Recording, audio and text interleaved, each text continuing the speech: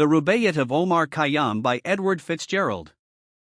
The Rubaiyat of Omar Khayyam by Edward FitzGerald. This edition was created and published by Global Grey. Copyright Global Grey 2018. Global Grey Books. The Rubaiyat of Omar Khayyam. I wake. For the sun, who scattered into flight the stars before him from the field of night, drives night along with them from heaven, and strikes the Sultan's turret with a shaft of light.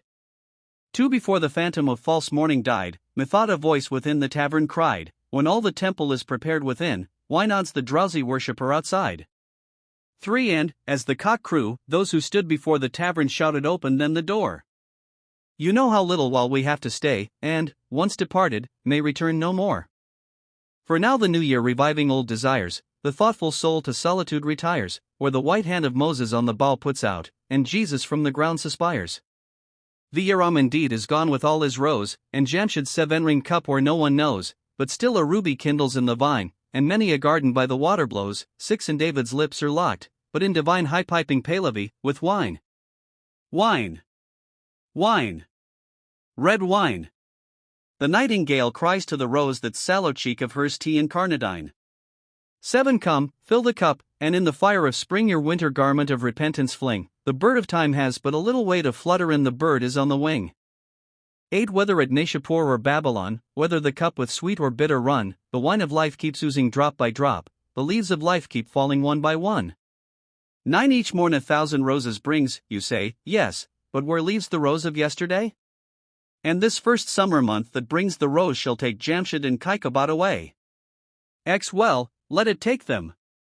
What have we to do with Kaikabad the Great, or Kaikhosru?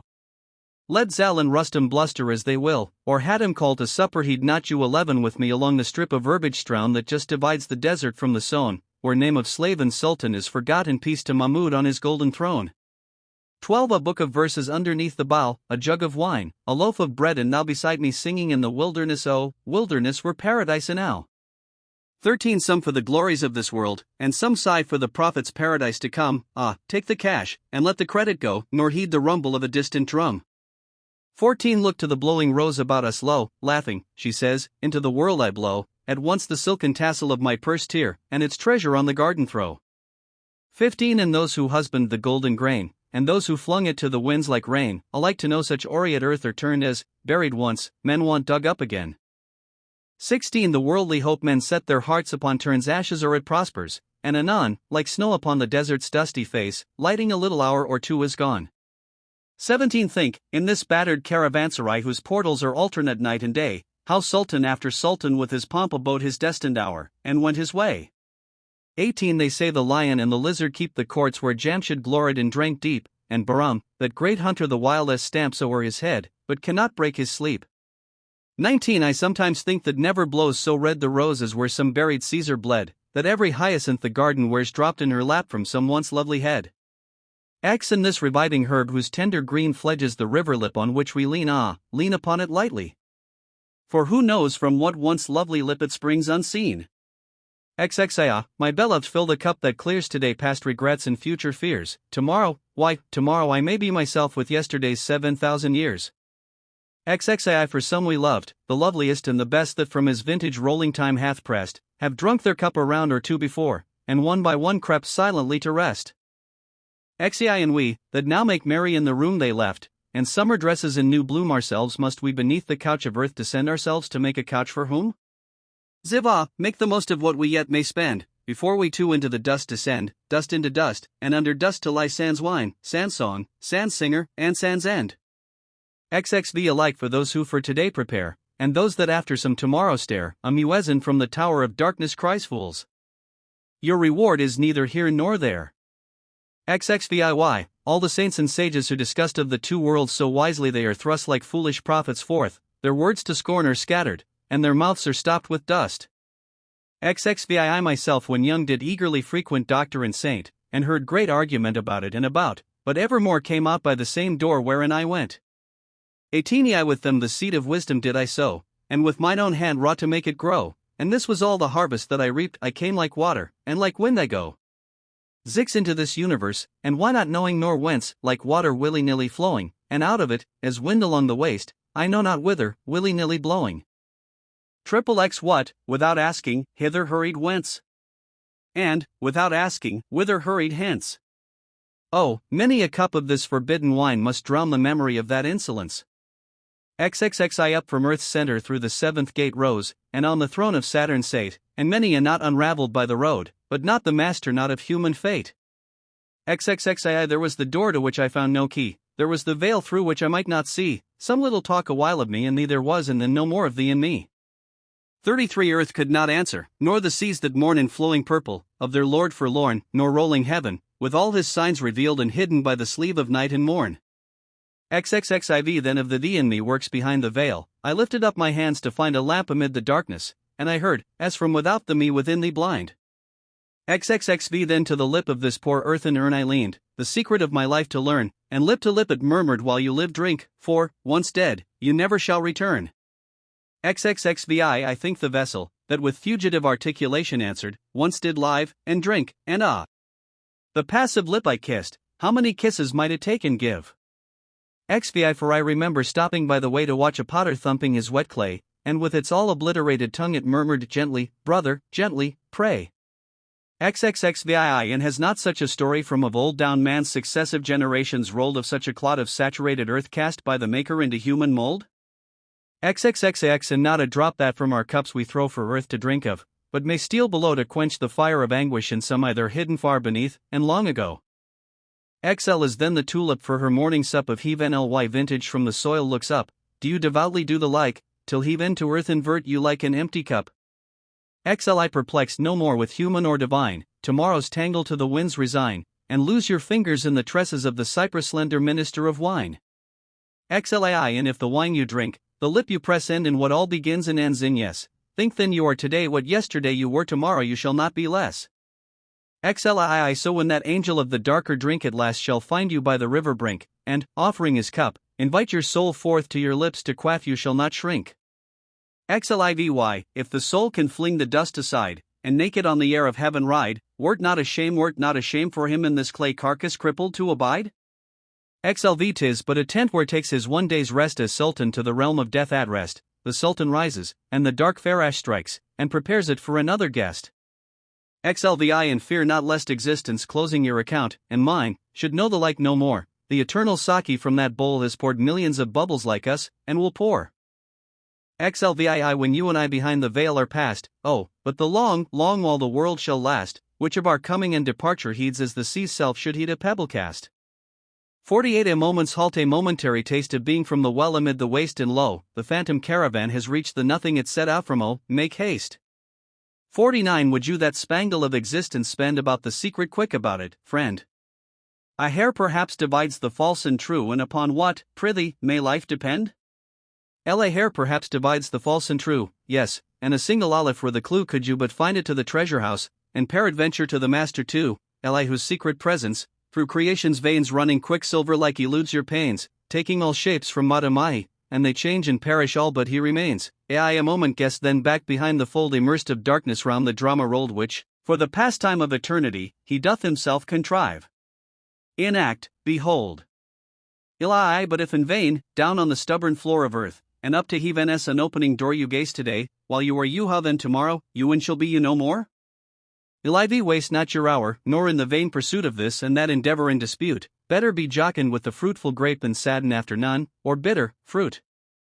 LV you know, my friends, with what a brave carouse I made a second marriage in my house, divorced old Baron Reason from my bed and took the daughter of the vine to spouse. LVI 4 is and is not though with rule and line and up and down by logic I define, of all that one should care to fathom, was never deep in anything but wine.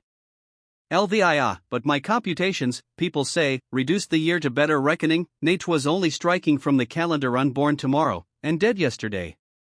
LVI and lately, by the tavern door agape, came shining through the dusk an angel shape bearing a vessel on his shoulder, and he bid me taste of it, and 'twas the grape. Laix the grape that can with logic absolute the 270 jarring sects confute, the sovereign alchemist that in a trice life's leaden metal into gold transmute, LX the mighty Mahmud, Allah-breathing Lord that all the misbelieving and black horde of fears and sorrows that infest the soul scatters before him with his whirlwind sword. LXIY, be this juice the growth of God, who dare blaspheme the twisted tendril as a snare? A blessing, we should use it, should we not? And if a curse why, then, who said it there?